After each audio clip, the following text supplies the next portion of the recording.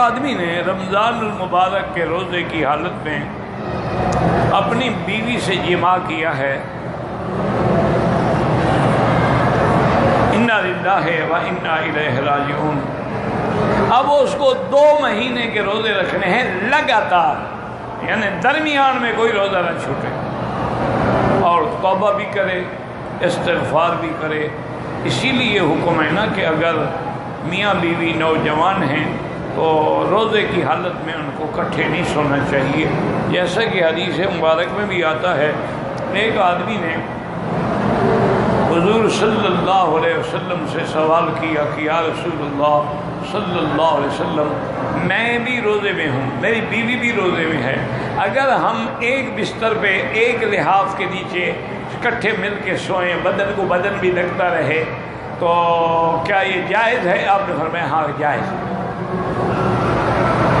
صحابہ کہتے ہیں کہ کچھ دیر گزری، وہ بندہ تو چلا گیا، ایک اور آدمی آیا،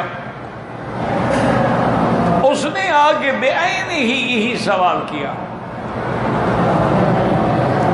کہ حضور کیا میاں بیوی روزے کی حالت میں ہم کٹھے سو جائیں ایک کپڑے کے نیچے ایک لحاف میں؟ اور میں اجازت نہیں۔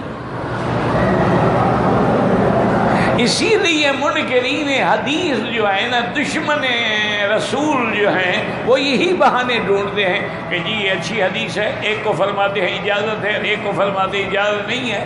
معنی یہ ہے کہ نعوذ باللہ یہ حدیث ہے ہی نہیں۔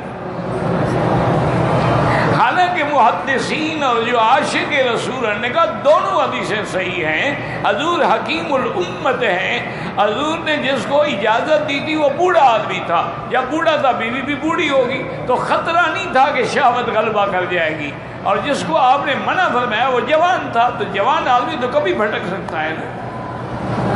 اس لیے بہرحال اگر آدمی جوان ہے تو اس کو روزے میں احتیاط رکھنی چاہیے، کیونکہ کسی وقت بھی نعوذ باللہ شہوت غلبہ کر جاتی ہے اور آدمی بڑے گناہ کا ارتکاب کا۔ اب 2 مہینے تم نے روزے رکھنے ہیں۔